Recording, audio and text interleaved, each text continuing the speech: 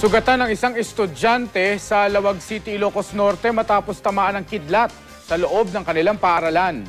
Makibalita tayo kay Manny Morales ng GMA Ilocos. Sa social hall ng eskwelang ito sa Lawag City, Ilocos Norte, tumamang isang malakas na kidlat sa kasagsagan ng pag-ulan. Nakatayo noon at nakasandal sa metal railings ang 15 anyos na estudyanteng si Mary Faye Pineda.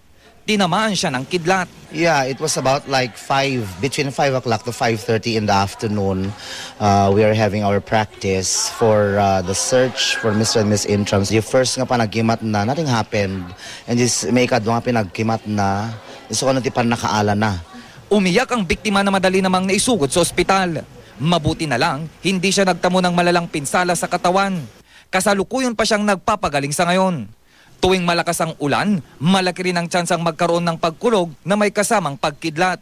Kaya payo ng Pag-asa sa publiko, sumilong sa bayo gusali tuwing kumikidlat. Ang mga kable ng telepono at mga metal ay konduktor ng kuryente at madaling tama ng kidlat. Kaya iwasang lumapit sa mga ito tuwing masama ang panahon. Manny Morales, Nagbabalita, Pilipinas.